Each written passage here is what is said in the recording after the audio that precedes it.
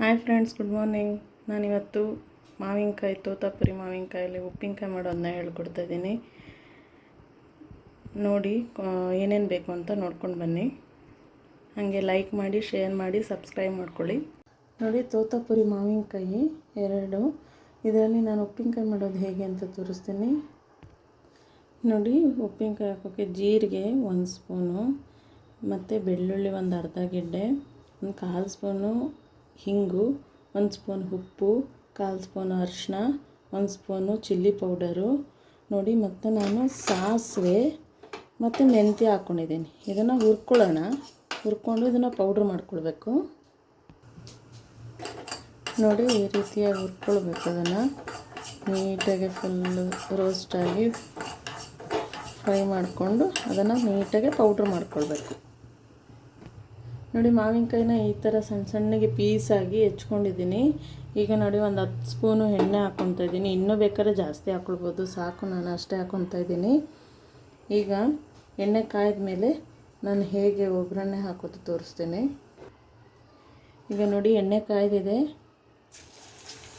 ಬೆಳ್ಳುಳ್ಳಿ ಮತ್ತು ಜೀರಿಗೆನ ಜಜ್ಕೊಂಡಿದ್ದೀನಿ. ಜೀರಿಗೆನ ಪುಡಿ ಮಾಡ್ಕೋಬಾರ್ದು, ಕಹಿ ಬರುತ್ತೆ. ಹೀಗೆ ಸಾಕೋದು, ಜಾಸ್ತಿ ಫ್ರೈ ಆಗೋದು ಬೇಡ. ಈಗ ನೋಡಿ, ಎಲ್ಲ ಚಿಲ್ಲಿ ಪೌಡ್ರು, ಹಿಂಗು, ಅರಿಶಿನ, ಉಪ್ಪು ಅಷ್ಟನ್ನು ಹಾಕ್ತಾಯಿದ್ದೀನಿ. ಮತ್ತು ಮೆಂತ್ಯ ಮತ್ತು ಸಾಸಿವೆನೂ ಹಾಕ್ತಾಯಿದ್ದೀನಿ. ಪೌಡ್ರ್ ಮಾಡಿಟ್ಕೊಂಡಿರೋದನ್ನ ಜಸ್ಟ್ ಹೀಗೆ ಸೀದೋಗ್ಬಿಡುತ್ತೆ ಪೌಡರೆಲ್ಲ. ಈಗ ಇದಕ್ಕೆ ಹಾಕ್ಕೊಳ್ಳೋಣ.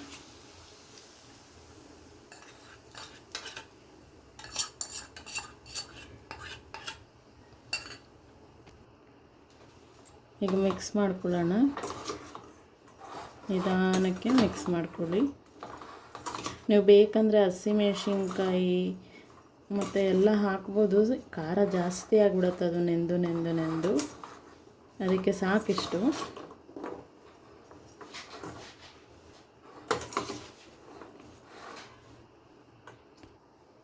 ನೋಡಿ, ಈಗ ಆಗಿದೆ, ರೆಡಿಯಾಗಿದೆ. ಒಂದು ಯಾವ್ದಾದ್ರು ಗಾಜಿನ ಪಾತ್ರೆ ಒಳಗೆ, ಗಾಜಿಂದು ಬಾಟಲ್ಗೆ ಇದನ್ನು ಹಾಕ್ಕೊಂಡು ಎತ್ತಿಟ್ಕೊಳ್ಳಿ. ಅದು ಉಪ್ಪು ಖಾರ ಎಲ್ಲ ಒಂದು 2-3 ದಿನ ಆಗುತ್ತೆ ಸೆಟ್ ಆಗೋಕ್ಕೆ. ಆವಾಗ ಸರಿ ಆಗುತ್ತೆ.